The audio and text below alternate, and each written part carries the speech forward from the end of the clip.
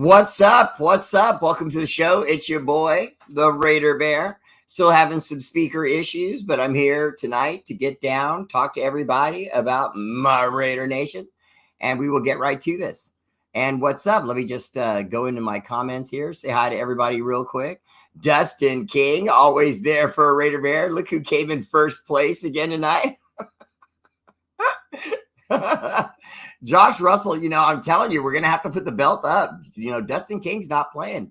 Josh Russell, my heavyweight champion of the world, always winning my medal round. Vincent Rubalcaba, what's up, brother? Welcome to the show. Who would have been my third place bronze winner tonight, but welcome to the show. Mike Henderson, what's up? Welcome to the show. Mike Henderson. Bob Stannard, always there for a Raider Bear. Shane Street, Bear. Always there for a Raider Bear. What's up, brother? Ramiro Cashflow Castro. No, you're not first, Ramiro. he literally writes first. Candy Dimnioski and Anna Diaz there for a Raider Bear. What's up? Yeah, some guy named Niner Beto is watching me right now. I don't know. Welcome to the show. Blah, blah, blah. John the Lion, Leon. What's up, brother? Welcome to the show. Amelia Mendoza, how you doing? What's up? Gabe Ramirez says simply one of my favorite words in the English language. Raiders!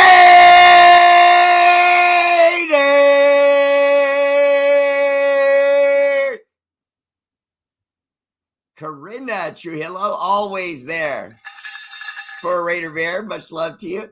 David Pelcliva, what's up here? How's it going? It's going good, DPC. It's good to see you. Welcome to the show. Jose Tariquez, how you doing? Welcome to David Pelcliva. Always there for Raider Bear. Nicholas Maida. Hey, brother. Welcome to the show. I always love that profile picture of you, Nicholas. You look great. Living life. Louis Hogwood, welcome to the show. David Pelcliva. I love that little medal right there. But you are not first. But you are definitely first when it comes to my Hall of Famers. John LaJoy, what's up? Welcome to the show. Corinna, one more time saying hi to the Raider Bear. Matthew Lincoln, welcome to the show. Appreciate you. I'm doing good. Carrie Bell, what's up? Carrie Bell says, any new news? Carrie Bell, I have what I think is new news. So let me hit you with this news, and then you can tell me what you think. Now, here it is. I'm hearing more and more reports that the Raiders are going to sit at 7 and take the quarterback Will Levis.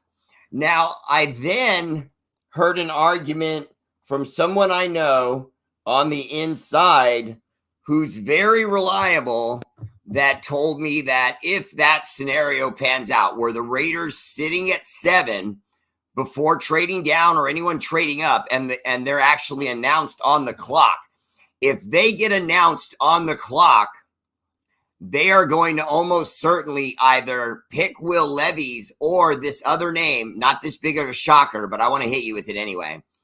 Now, the quarterback, Anthony Richardson out of Florida, there's more and more of an idea of you get a veteran quarterback, and then once you have that veteran quarterback, all bets are off as far as now you can let the kid sit, Anthony Richardson, and really learn.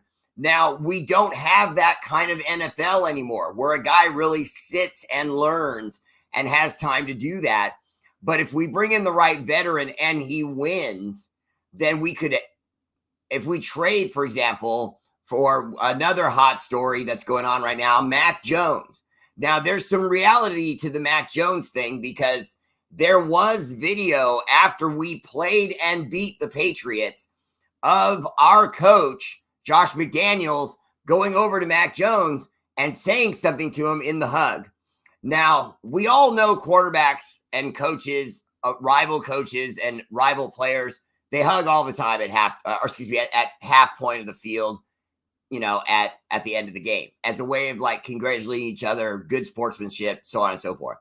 Now, we as Raider fans, we've watched Josh McDaniel multiple times go to the other team's coach, give him a little hands and a hug, maybe one of their star players, their quarterback, give him a little hands and a hug, and that's it.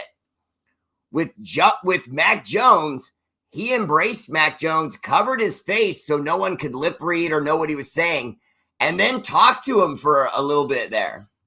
It didn't look like, hey, just good job, kid. You know what I mean? Congratulations, or hey, you're going to improve, stick with it, blah, blah, blah. And it was longer than that. And there are those that could understand the logic of he liked Mac Jones. He was coaching up Mac Jones his rookie year and took Mac Jones to the playoffs with, a Patriots roster that quietly, some of us might forget, sucked. I mean, the Patriots roster sucked.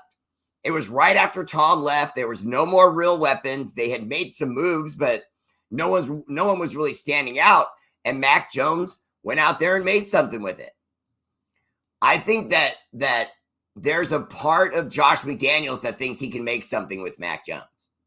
I really do. Now, if you do that, then if you draft Anthony Richardson, you're in good shape because Mac's a legitimate veteran, only in the sense of he's a young guy that's been now given a couple years. He's been out there. He understands learning, offenses in the NFL. He understands the coaching. He understands the fitness. He understands what's required. So to me, you're a veteran once you've got year one under your belt. Now you become a more experienced veteran when you go get that second contract, and stay with the team you're with, or maybe go somewhere else, get a new contract, have to move, buy a new home, put your kids in school somewhere else. That's when you start to really become a veteran. But Mac Jones has been around it enough now, especially with Josh McDaniels being his coordinator when he initially came in. That might feel like a good fit to him. And I could see the Patriots moving on from him because there are more and more reports that was a Josh McDaniels pick, not a Belichick pick.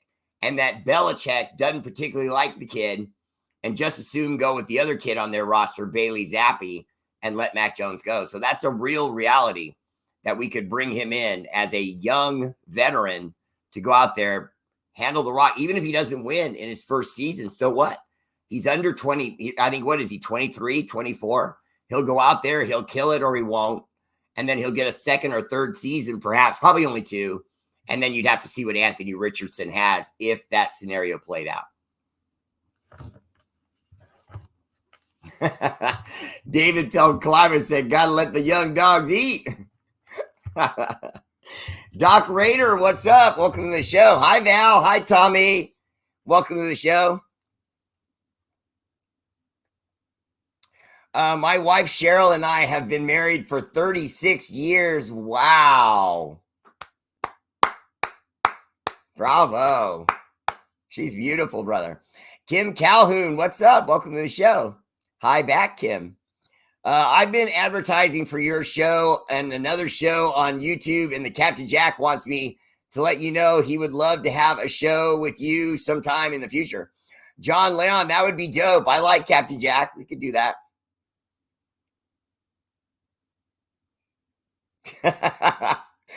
Amelia Mendoza said, I'm supporting your channel because my pops is your friend, but I'm a Niner girl.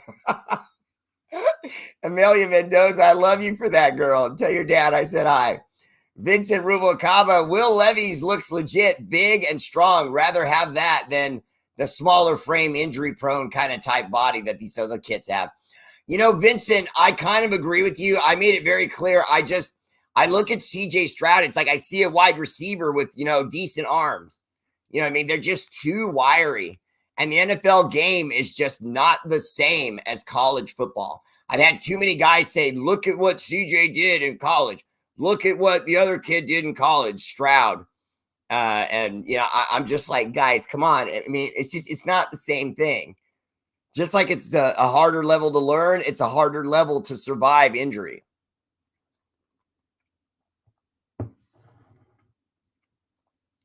Tremel Henson, what's up, brother? Welcome to the show. Give me that who dis. Ramiro, I appreciate that. Raider Bear family, I wish I could. My account was hacked. Oh, Kim, that's okay, hun. Bear, I am just sick of it. Pick someone, please. Sick of the rumors. Bill Cox, welcome to the show. It's not someone picking someone. You have to remember, the Jets are going through the motions about whether or not they want A-Rod or Derek Carr. Now, Derek Carr's in for a visit, so he's trying to press the issue. Because, see, for example, if Derek didn't really want to play for the Jets or play in cold weather, why would he go to the interview? Think about it. So he went to that interview. He knows Aaron Rodgers is the number one guy. He has to know that. Okay, no matter how good he thinks he is, he has to know A-Rod's the number one guy. Now, Derek Carr might be the number one guy as far as youth. So teams that would rather go a little bit younger at quarterback, not a lot younger, but a little bit, you're going to go with Derek Carr. But are the Jets going to care about that? They want to win now. They have a defense built to win now. So get the guy that's now. You could argue that's both. But if Derek is able to secure a deal with the Jets, we need to applaud that because that only pushes Aaron Rodgers that much closer to Las Vegas. Bill Cox, they're probably going to want a number one pick.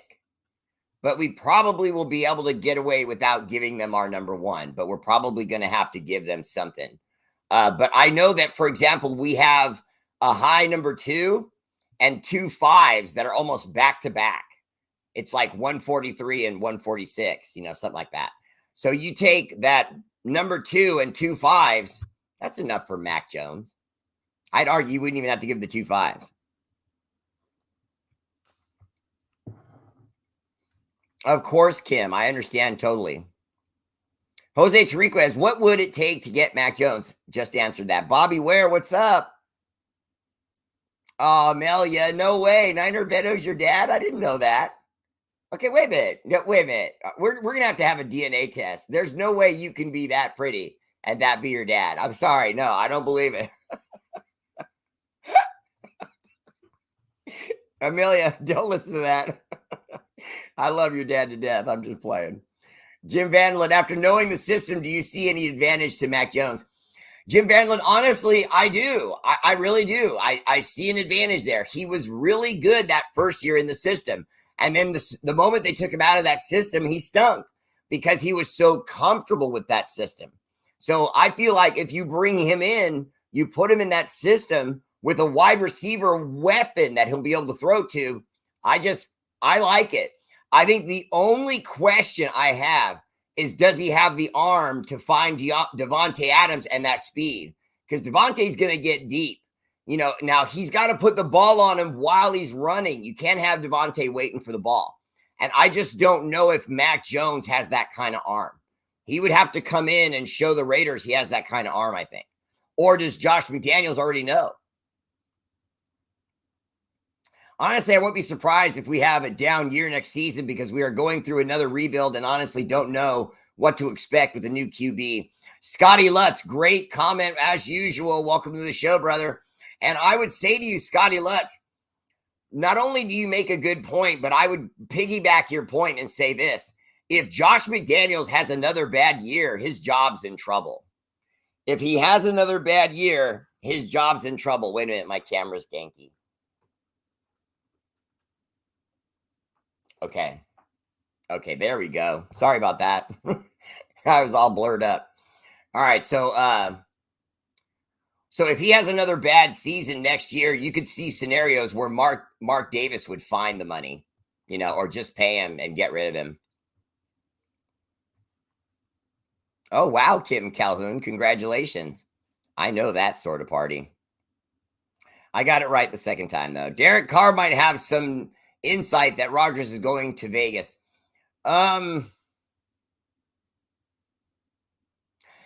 Honestly, Jose Tariquez, that's a possibility. That is a possibility.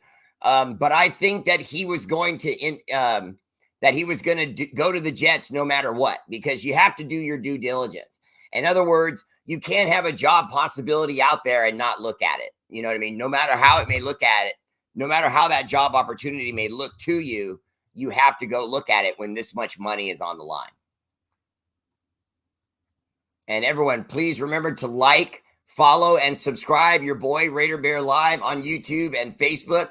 Don't forget to subscribe, like, and follow Raider Bear family page. If you haven't liked this already, please take a moment and hit that like button And we appreciate you so much because we work really hard, literally tirelessly for the homeless. We work really hard with St. Jude's and early onset cancer. We've contributed now close to $4,000 just in these early part of this year. We're hoping to double that by the end of this year, working with the Kind Fund, Kids in Need of Desks in Africa. Last year, we put 28 kids in school after we only pledged 13. We got 28 kids in school. Blew the top off that son of a monkey. And we're going to do it again. Uriel Salas, what's up, brother? Welcome to the show. Tony Carpenter Evans, always there for Raider Bear. You know, Jason Eaton, it's not that I really want Mac Jones. What I want is good. In other words, I don't need the number one quarterback, and I don't want bad. I just want good. And that kid with our coach made the playoffs as a puppy. Okay, that is really hard to do for a coach and a young player to come together and go to the playoffs in his first year with a team that itself is in transition. I mean, does anyone, think that the Patriots aren't in a rebuild? Because they are just as deep as we are. And I like what he did in that first year for them. What's up, Cardinal? God bless you all, the Raider Bear familia. Share the bear, nothing but facts for all our Raider familias. Appreciate you, Uriel. Always there for Raider Bear. Edward, my guy, Winchy, says Mac Jones is another car. The Raiders look pathetic next year, so tank and draft Celeb Williams out of USC. Okay. Now, Edward, I don't think, though, that the sabotaging, the poor play calling, that kind of thing that happened with Derek Carr would happen with Mac Jones, because they did that to get rid of Derek Carr. I don't see that happening with Mac Jones. Raider Rick Flair Bear, I like CJ Stroud, but I asked this question. Could CJ Stroud last from a hit from defensive linemen? No. Chris Jones, no. I don't think so. My cornerback picks are a Riley Moss of Iowa, love him, and Dever Witherspoon of Illinois. This would make me smile. This would definitely solidify the secondary. I'll take you a second. I'll second your comment, Kenneth Parsons. What if the Raiders at 7 took Joey Porter Jr. and then Devin Witherspoon in the second round? Because I'm telling you right now, there are those that think Devin Witherspoon's going to fall to the second round. Now, and Moss, the kid Riley Moss, will not. Riley Moss will be gone. But once Riley Moss is off the board, there's still a couple other guys that could come off the board before Devin Witherspoon does. And our number 2 pick is way up there. I think it's like 38th or something like that. I have to find my notes on my draft numbers because I don't have it in front of me and I don't have it to memory. But I know our number 2 draft pick is really high because our first 3 picks are all in the top 100. So we did pretty good. So we're going to do pretty good in this next draft. I'm telling you, going to do pretty good. And now I've lost my notes. I'm just kidding. I got it. Okay. Bear with your knowledge. Why did Eric Bieniemy leave the Chiefs? Is he nuts? Bill Cox, I will give you the exact reason why he left the Chiefs. Eric Bieniemy left the Chiefs, which is a cushy Super Bowl job, okay? And you hear people say, he's crazy to leave there. He's crazy with a winning team. Now, they want to insult him as he goes out the door. Think about that. What other coach do you see that happen to? Whether they're going for a new job or an old job or it's a lateral move, when do you ever see assistants ripped because they want to go somewhere else?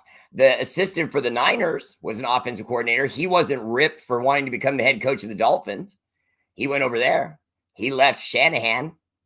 Shanahan's a brilliant coach. They were winning, getting close to the Super Bowl year after year. And their guy up in the office left and went on to take on the head coaching job of the Dolphins. No one said a word. But now this black coach wants to go somewhere and get more opportunity. And he's not even going there to be the head coach, just another offensive coordinator. And still it's controversial. And they want to insult him and say, what is he thinking? He's thinking that he's never going to get an opportunity as long as all of the racist hater jerks can keep saying that he's not calling the plays, Andy Reid is.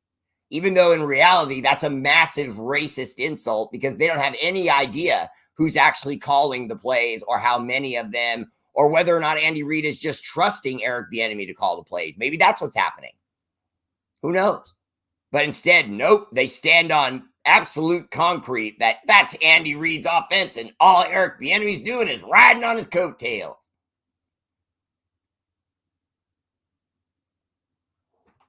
It's just sad. But he went to Washington because in Washington, he'll be recognized for the work he does. Unfortunately, and I guarantee you, Bill, and please try to remember this for the near future, when the racists come out barking again, what they'll say next is he's just running the Kansas City offense in Washington. That'll be the next insult. As though offensive coordinators don't take the offense that they teach to every team that they go to. But suddenly now he's a dirty thief and he's just taking Andy Reid's offense to somewhere else with it.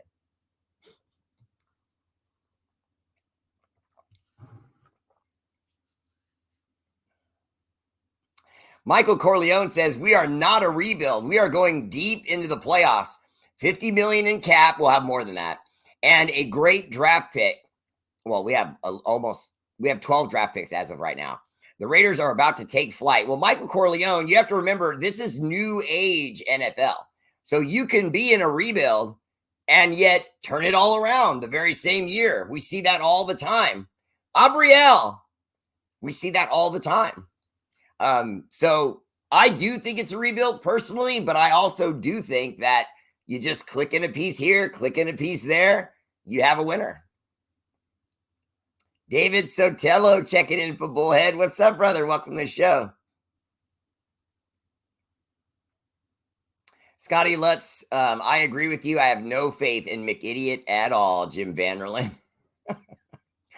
Mac Jones, can you pull my rip for the fan? Because it's burning up in here.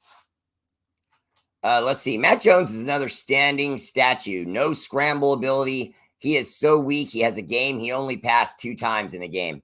Jason Eaton, welcome to the show. That probably wasn't his rookie season when he went to the playoffs. And more importantly, as far as scrambling, he can run. Now, is he going to run for 15, 20 yards? No, not everybody can be Lamar Jackson, guys. Okay, you can't expect Superman. There is no perfect combination where a guy runs like, Lamar Jackson and throws like, Allen with the Bills. That doesn't exist. You know what I mean? Even Allen with the Bills, that doesn't exist because he loses. He's all right. Sometimes he's inaccurate and sometimes he runs too much, in my opinion. The perfect quarterback does the simple things, delivers the ball, keeps his interceptions low, and then when he needs to, just run for 5 to 6 to 7 yards when you need to stretch the chains. That's it. I don't want someone scrambling around in other teams' defenses. Kim Calhoun also said, Raiders! Mike Collis, what's up, Raider Bear and Mama Bear and Raider Nation? Long time no here. Good to see you still putting out the scoop. Mike Collis, what's up, brother? Welcome to the show. And yes, working forever, brother. Do you believe in Mac Jones if we acquire him in a trade? Jason R. Morales, I'm going to be honest with you. I do believe in him because I believe reuniting a guy with the only coach at the NFL level that he had great success in would be a turbo boost to his self-confidence coming back from his year last year and an opportunity to get, a little bit of revenge with the Pats. Hi, love. Look at you all pinky tonight. Yeah. Matt, hang out with me for a minute. Matthew Fagan, why is there this notion that the card was sabotaged? Do we really think McDaniel seriously sabotaged the player? I think that's a bit crazy. Just my opinion. Matthew Fagan, welcome to the show. Now, honestly, the idea of sabotaging him came from this. Nice show off. The idea of sabotage just came from this. Mark Davis put that 1 year out in there because if he wasn't great, in other words, during Josh McDaniels' first year as coach, if Derek Carr wasn't spectacular, then Mark Davis wanted an out in his contract so he wouldn't have to pay him the 40+ million for him being on the roster after the 15th. Okay. Of just this last week. Okay, so now fast forward, Josh McDaniels gets him, sees him in practice, gets to know him, tries to work with him with his offense, and it's not working in his opinion. Now, it doesn't matter whether we think we know or don't know what's going on with Josh McDaniels. The only thing we know for certain is that he doesn't want to work with Derek Carr, or he wouldn't have done the things he did. There were just times when he made decisions that made no sense. It can't be 3rd and 2 with a healthy Josh Jacobs and you put in Brandon Bolden instead on a late delay draw. That's meant to lose games. Huh? You know what? Yeah, that would be great. Thank you, love. But Matthew Fagan, I do think that's what happened. I really do. I think in part that was to also get a high draft pick. So when you say it's crazy to think that they would sabotage the season, I mean, bro, you've never heard of teams tanking for players? I mean, look at the NBA right now. I mean, they're tanking hard for that guy. I forget his name now, but there's some guy coming in the league. He's only like 19 and he's like 8 feet tall. He has a 10-foot wingspan. It's insane. He shoots the three at 7'17" or something like that. He's hugely tall. Wembanyama. That's his name, Wembanyama. Jason Eaton, to get the kid from Tennessee or the kid from UCLA in the 3rd, I'm assuming you're talking about for the defensive backfield or defensive backs. The kid from UCLA might be there, but the kid from Tennessee won't. Jason R. Morales, hey, Bear, would you prefer a pocket passer or over a running quarterback? Jason Morales, whenever I'm asked that question, I tend to say pocket passer only because just like Derek, you can get 5 or 7 yards out of him from time to time. That's all I really want. And if you look back at history, it's pocket passers that win Super Bowls, not scrambling quarterbacks. Scrambling quarterbacks win rooms in the ER. Like that one? The ER. The ER, emergency room. You held E long. That ER. Yeah. E-I-E-I-O-R. Has 4 E's in it and then R. One R. I dragged it. You know, like I do my R's.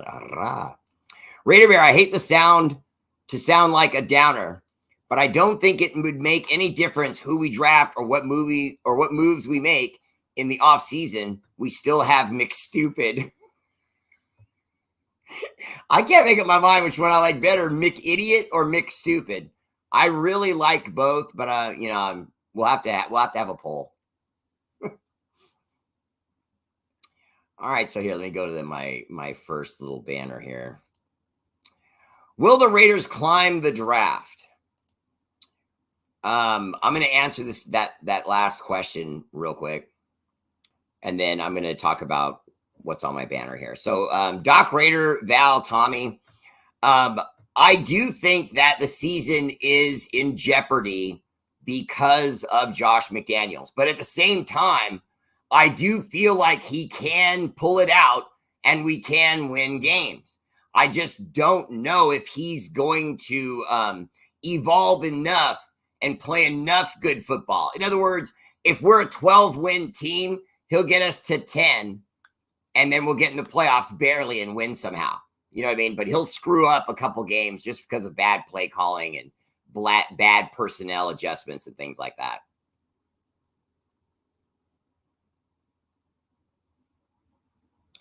All right, let's see. I'm just scrolling around. Jose Triquez doesn't should have the same body frame as Joe Burrow. Also, is McDaniels giving up play calling? Jose, it sounds like he's going to give up play calling, but I don't think he's going to give up play design. In other words, he's going to be a part of the script, and then he's going to let the offensive coordinator work from there.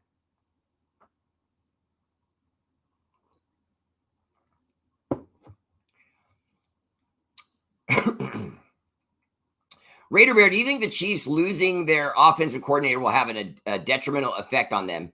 Yes, because they're going to have to get a new coach up to speed because they don't want Andy Reid doing it, because they felt like that's why Andy Reid was struggling to get the Chiefs over the finish line in the first place, was that he was wearing too many hats. So you're not going to suddenly have his offensive coordinator leave for Washington, and then suddenly now he's going to say, okay, well, I'll just start calling plays again.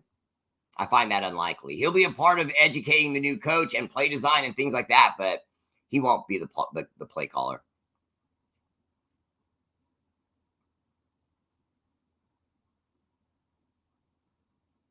Anna Diaz-Rincon said the defensive coordinator is gone now. Who will be the Raiders' new defensive coordinator? Anna Diaz-Rincon, we still have the same guy. No sabotage. Do you watch the same games I did? Kenneth Parsons. Hey, Raider Rick Flairbear, I like to see the Raiders draft center from Minnesota and a SEC guard with a mean streak and solid right tackle and tight end. That's all we need on offense. The rest is defense. Well, I would say even less than that. I like the idea of getting the right tackle, Peter Skoronski from Northwestern. I've been saying that show after show, and I apologize. I know that gets boring after a while, but I want everyone that comes on the show to remember I wanted Skoronski. I don't think they're going to do that. I think they're going to trade down or they're going to take a quarterback, but I think they should take Skoronski.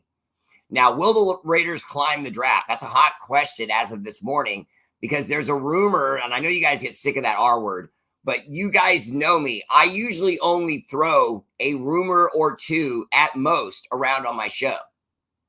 Think back. Have you noticed that? I don't just pitch all these different rumors because you guys know there's dozens of rumors. I could do a whole show just on rumors. So why do I only pick one or two at most? Because I feel like after investigating these rumors that there's some truth, there's some validity, there's some sense to these rumors where the breadcrumbs could actually lead you home in this particular rumor. So, for example, could the Raiders be considering trading with the Chicago Bears? Their 7th pick for their number 1 pick, and then we would also throw in like one of our 5s. You know what I mean? If the Bears get picky, we throw in our number 1, which is the 7th, to get their 1st overall, and then we give them a 5 and a 3 and a 5. If we do that, it's done, and we can get whichever of the quarterbacks coming out of college that we want. Now, if you do that, there'll be, from the fans, a very high likelihood that, hey, you know what? This could be something we have here. We could do something with this quarterback. He's young. He's the future. So we need to give him some time. This is the most complicated offense, one of the most complicated, you could argue, in all of football. So let's give him some real time. Let's get a veteran in here and let the kid learn slow. And that would be nice.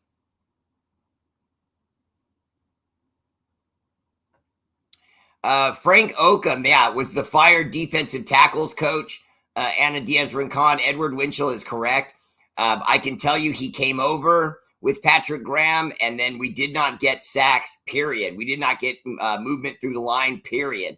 So that firing of the defensive lines coach was, in effect, just a message to Patrick Graham that if it doesn't get better, you're next.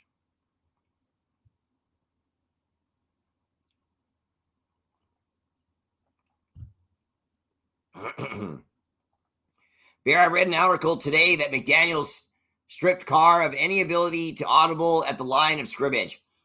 Jim Vandeland, there was 2 problems that happened between McDaniels and Carr. The first one was that he literally told Derek Carr, I don't care what you see, do not audible. Didn't really love that. Okay, so to me, that's sabotage right there. You're telling the guy if he sees they've read the call that you still want me to keep the same call in place? I mean, that doesn't make any sense. And then 2, when they said, hey, we're putting you on the bench and we're going to talk to other teams about packages for you, he asked them, who are you talking to? Can I get on the negotiations? And they said no, because they felt like Derek would salt the water. Now, whether that's right or not, Derek Carr and his uppity brother, David Carr, took offense to that. It was an outrage. And they went on podcasts and talked about it, and they're talking about it more now. But yes, there's truth to that. But more importantly, I don't care. He's the head coach. He wants his plays called, and he wanted to see Derek Carr work his way through those plays and not just surrender to whatever the defense is calling and try to figure his way through it and maybe be wrong.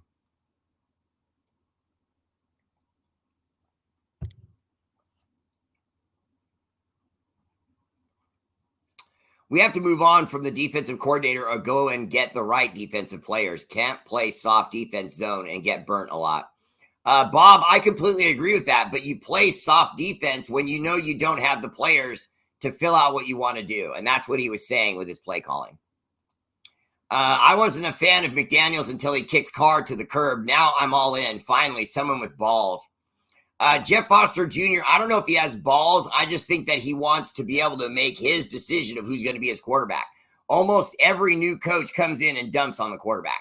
And they can usually do it because if you're hiring a new coach, it's usually because your team had a bad prior season. And if they had a bad prior season, that means they were losing a lot. And so you can blame a lot of that on the quarterback. I don't think McDaniels is the genius everyone is trying to make him out to be. Geniuses don't say, you know what I mean, after every sentence. Rendell Rhodes, I completely agree. He is no auditor. But at the same time, I don't know too many people that call him a genius. They're just basically saying that he knows an offense and that he can put it together. I believe the Chiefs have Nagy back to OC and play calling. Yes, Glenn Ellerly, and I got to be honest with you, I don't see them missing a beat because I don't argue with people that say it's Andy Reid's offense. It is. But all Andy Reid's doing is going in and tinkering with plays and talking about how he wants to attack. And then from what I've heard, he literally leaves the room. That was what was being said because they were trying to get Eric Bieniemy some credit because no one wants to give Eric Bieniemy any credit for what's happening to that team. It's ridiculous.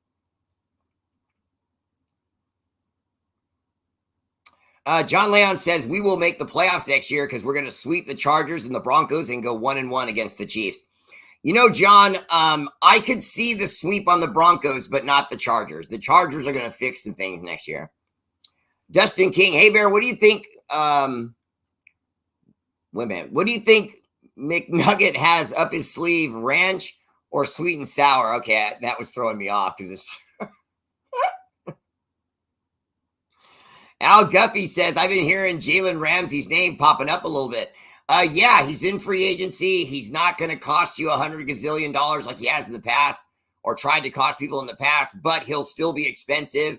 But he's not out of the realm, especially when you consider we could just move on from Rock Ya-Sin, which I think we're going to do, bring him in fresh, and then bring in someone young and hungry like Joey Porter from the draft. Now, the Joey Porter rumors, to me, I support that.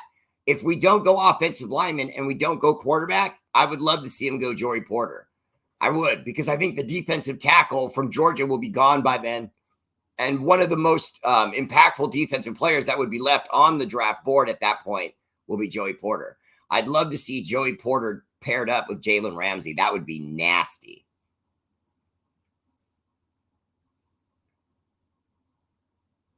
Nicholas Ramos says, bro, it takes more than that for first overall. Nicholas, I don't know that it would take more than that.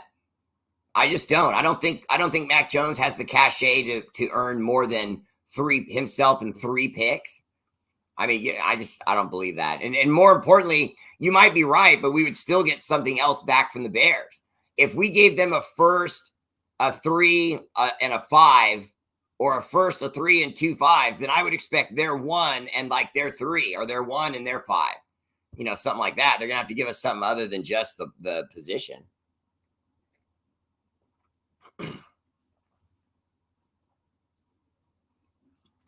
John Leon, I'm not sold on Justin Fields. I'm not